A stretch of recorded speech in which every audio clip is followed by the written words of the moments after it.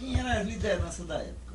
Era um Gileno Guanabara de Souza, era Juliano Homem de Siqueira, era nosso amigo jornalista, o meu jornalista, nós falamos sobre ele, que depois foi se tornar um grande líder da resistência, né, da luta armada, né? Era Luciano Almeida e muitos e muitos outros. Manu também já estava. Manda Duarte, né? Todos os nomes hoje. Juliano era do Ateneu também? Foi do Ateneu. Foi do Ateneu durante um certo período, né? Então, eram essas as lutas sociais, né? E a luta estudantil era baseado em pequenos, vamos dizer, não pequenos, mas era em lutas dentro do campo da época, né? As lutas mais avançadas. A Revolução Cubana, qual era a efervescência disso tudo? Em Natal foi a coisa mais avançada que já houve. Era o Congresso Latino-Americano, que funcionou ali na escola Anísio Teixeira. Essa eu presenciei, né? Que revolucionou Natal, né? Os cubanos discutindo, né? Veio cubano também. Que era o conselho, o congresso lá, o CLAI, né? Latino-americano, né? Baseado em Natal. Foi um escândalo, né? Foi um escândalo e foi um ponto de convergência, né? Discussão. E a Revolução Cubana foi o grande farol também da luta, né? Porque em 60, com o advento da Revolução Cubana, ela fascinou as pessoas, dada a posição de Guevara e o fato da luta pela libertação. Foi muito importante para toda a América Latina, né? Apesar de ser muito combatido e daquela coisa da exploração, que eram pessoas que perseguiam, que os cubanos iam para o paredão, nada disso, né? Foi um movimento de libertação e que mexeu com toda a América Latina e com as ideias de liberdade. Esse foi o ponto alto, né? E também impressionou demais, revolucionou Natal, né? Pela presença dos cubanos em Natal e pelos temas. E os temas discutidos, né? Já foi o começo do ascenso, né? E do ambiente que se tornou Natal, de berço das lutas populares. Aí depois veio o movimento de cultura popular, veio o movimento vamos dizer, promoção do folclore, veio a administração de Djalma Maranhão. Você participou da campanha de Djalma? Não. Mas você acompanhou? Acompanhei. Como é que foi aquela história daquela grande, da questão de toda aquela rede de nacionalista, de bairro a bairro? Como é que funcionou aquilo ali, a campanha de Djalma Maranhão? Foi uma prova de organização popular valiosa, né? Em que os comitês nacionalistas eram espalhados pelos bairros periféricos, as rocas, por segmento. Tinha o comitê nacionalista, vamos dizer, dos evangélicos, dos religiosos, vamos dizer, não sei se dos espíritos, naquela época o espiritismo não estava em muito ascenso, né? Era comitês nacionalistas de base, que discutiam quais seriam vamos dizer, as plataformas a serem defendidas e discutidas pelos candidatos. Comitê nacionalista é quem fez a campanha de Djalma Maranhão. Eram comitês por bairro, tinha o comitê dos evangélicos, que era o José Fernandes Machado, pastor Machado, né? E outros pastores, me parece que é Erli Parente, né? E que discutiam dentro da sua ótica religiosa e dentro da sua visão, de suas ideias, e depois tinha esse fórum que discutia e levava as plataformas para Djalma Maranhão, para os candidatos na época, né? Eram discutidas amplamente, democraticamente. Então surgiu uma nova forma de governar com o povo. E os estudantes também, que eram os monitores, era a campanha de educação popular, eram os estudantes que eram da universidade. Josemar de Azevedo era um dos monitores, Geniberto Campos era um dos coordenadores, e foi o primeiro diretor do ginásio João 23, ali no Baldo. Era um jovem pertencente à AP, Grupo de Ação Popular, que eram grupos de jovens ideólogos ligados à igreja, mas que tinham uma visão libertadora e uma visão de organização popular, agregado à luta de João Maranhão e vários outros, né? Então foi uma revolução em Natal, foi uma mudança de comportamentos, né, naquela época. E isso gerou a administração de Djalma e uma administração progressista, e gerou também, não sozinha, porque essa luta e esse movimento da educação popular foi uma confluência de forças políticas. A essa altura, o movimento da educação popular já, através de Pelópio da Silveira, em Recife, através de Miguel Arraes, já fazia o mesmo trabalho nas favelas, não copiando gestos, atitudes, mas dentro de uma mesma tônica de trabalho e direção de trabalho. Então, a luta política e a formação da resistência democrática, e o golpe veio atingir a todas essas forças, interromper essa luta pela democracia através disso, pela força. Mas o crescimento se deve a isso, uma confluência de forças populares, de religiosos, de outras religiões, de outras tendências religiosas, mas que confluía pelo pensamento de libertar o Brasil, de tornar um país senhor das suas riquezas e ligado ao desenvolvimento econômico. Eri, mas nisso tudo você acaba em duas coisas assim interessantes, que é a questão das ligas camponesas e das ligas urbanas. Como é que foi essa transição do Ateneu, dentro dessa efervescência, você entrando nesse movimento político assim mais prático? Porque eu, a estudar no Ateneu, abandonei o Ateneu e me integrei totalmente às lutas populares, especialmente essa luta que me fascinava, como eu disse anteriormente, a questão do campo e a questão da organização social. Foi a fundação que eu me lembro como se fosse hoje, em setembro de 63, se fundou as Ligas Camponesas, num ambiente de muita euforia, num ambiente de muita efervescência, ali naquele prédio onde é o Sindicato dos Motoristas, as Ligas Camponesas, presidida por Floriano Bezerra, né? E as Ligas Urbanas, também presidida por Floriano. Na mesma época? Foi na mesma época, na mesma data. Porque as Ligas Urbanas era a organização dos desempregados, dos trabalhadores urbanos dentro do centro das capitais. E as Ligas Camponesas, ela vinha do interior, encontrando com os mesmos, vamos dizer, com paralelos interesses que era da organização social. Então foi em setembro de 63, eu ainda tenho os documentos. Julião presente.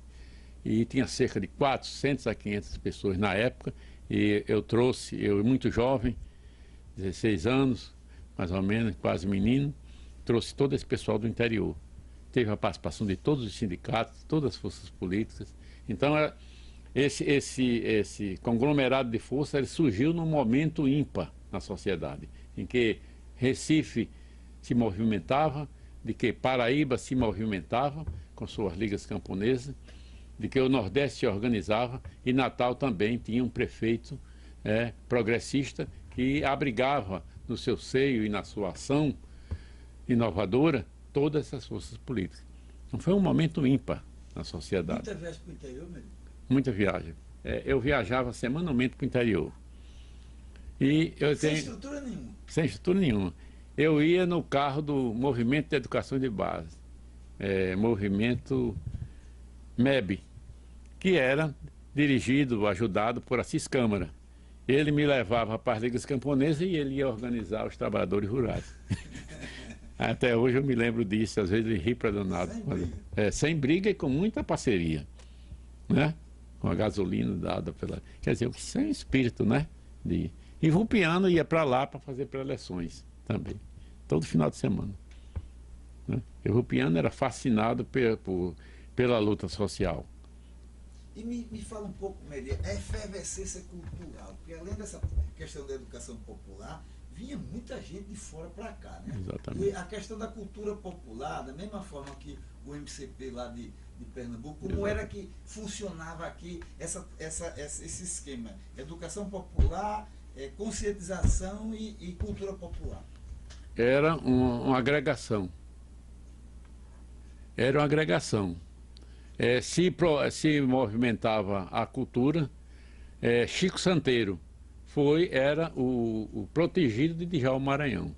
Djalma deu toda a cobertura a ele, conseguiu que seus bonecos de Chico Santeiro fossem para Roma, né, na coleção lá do Papa, né, e deu a ele uma casa de presente, né, uma doação de presente. Então se estimulava a cultura popular e a cultura de fora.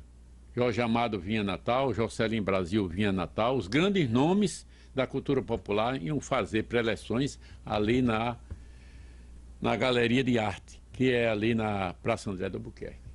Então havia uma simbiose de trabalhos.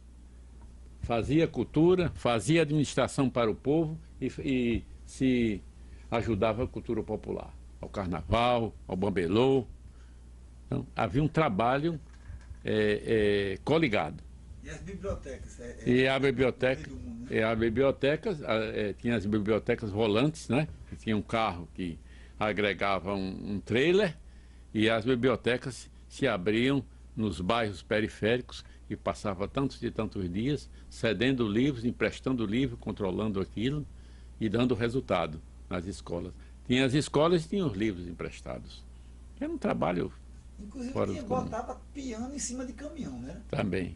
Oriente de Almeida? Exatamente. Quer dizer, música clássica para o povão. Sem falar com o sanfoneiro, aquele do Caixão de Gás, como é o nome do sanfoneiro? Zé Menininho. Como é que era Zé Menininho nessa história? É uma figura popular extraordinária, que acompanhava Djalma, que acompanhava Érico Hackett nas farras, né? Para tocar, sei quanto, uma semana todinha para ele ouvir, Caixão de Gás, né? Então era esse o quadro, um quadro lúdico, espontâneo, e de fazer as coisas com amor à arte e amor à construção de uma cidade diferente.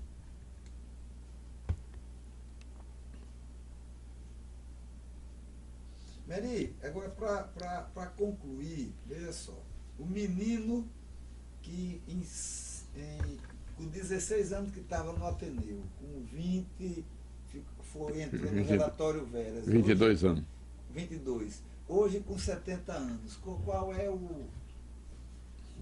a síntese que você faz, digamos, o mundo mudou muito, né? O que é que ficou nisso tudo, assim, fazendo um fechamento disso tudo que a gente está falando? A certeza de que eu fiz acertadamente o que devia ter feito. Podia ter feito melhor, se eu tivesse uma visão mais alicerçada, mais cultura, mais conhecimento, mas com minha pureza de gestos e a minha intenção e a minha debilidade também de ser uma pessoa muito culta, eu acho que eu fiz o correto. E se eu ressuscitasse e voltasse na teoria espírita e eu voltasse em outras gerações, eu queria voltar fazendo as mesmas coisas. E qual a mensagem final que você deixaria para os jovens e para os homens e mulheres de boa vontade? Assim, como é que isso poderia ser uma ferramenta assim, para alicerçar lutas futuras? Como é que você falaria para essas pessoas? Qual o incentivo ou, por assim dizer, um conselho de uma pessoa assim que com 70 anos de idade daria para alguém que quer, digamos, mudar o mundo? Como é que você ainda tem essa animação? Tem sim. Como diz Tiago de Mello, a poesia não muda muito, mas ajuda a mudar. É assimilar a cultura e compartilhar com as pessoas. Conhecimento cultural, dividir um pouco de si com as pessoas. Se houvesse no mundo essa visão coletiva de interagir, de também ter a capacidade de ouvir e de dividir para com os outros o que você sabe e o que você pensa. Nós temos hoje uma cultura muito restrita, muito individualista, né?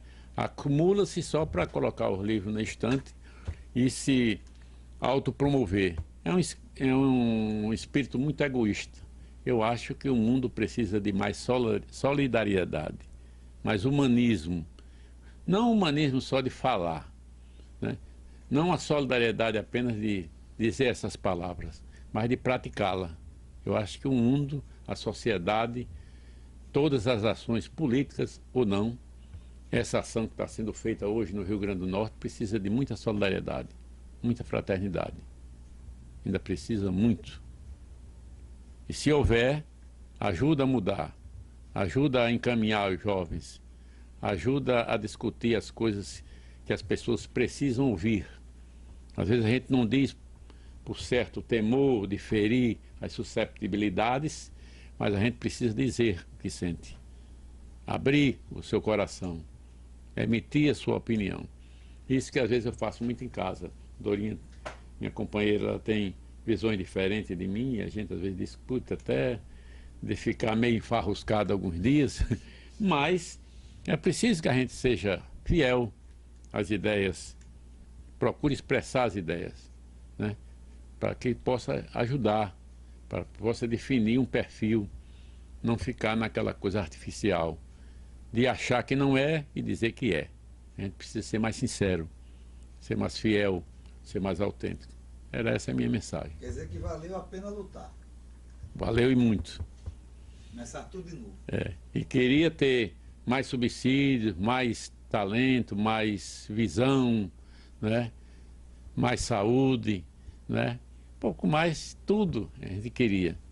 Mas a gente pode marcar esse tempo expressando a nossa verdade, procurando ajudar no que for necessário.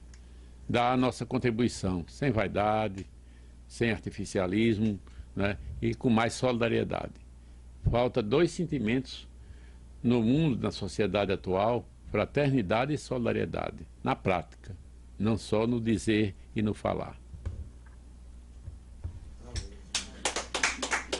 O que é que podia fazer, sabe qual é? A gente botava... Eu tenho uma pergunta. O que você diria aos jovens de hoje, os mais fúteis, que só pensam de no fim de semana ir para a praia, tomar cachaça, namorar, dançar e ir para show de música? Eu digo o seguinte: é difícil mudar, não é? Dentro dessa coisa que você levantou, desse dilema que hoje a sociedade se encontra, preencher com maior sinceridade, conversar, dialogar. Isso que eu procuro fazer às vezes em casa. Dar exemplos, né? Exemplos palpáveis, né? Se despir da vaidade pessoal, né? E procurar se entender com as pessoas, ter a capacidade de ouvir e ter a capacidade de sentir mais a vida. A vida é tão bela, às vezes a natureza nos dá tantos exemplos, né? Um passeio pelos cantos onde tem plantas, por exemplo, olhar o plantio, olhar a cidade, né? É se introjetar desse conhecimento do que nos rodeiam e não ver só as coisas artificiais. É preciso isso, essa aproximação, né? Não é fácil, e nós vivemos um mundo adverso a essa história, adverso a esse pensamento e a que nós passamos. Vivemos um mundo diferente. O mundo se encaminha para o materialismo puro, só do ter a qualquer custo. E é difícil. Mas com ternura humana, a gente pode romper ou amenizar. Depende do objetivo que a gente se compromete a fazer. Eu acho que essa é a saída.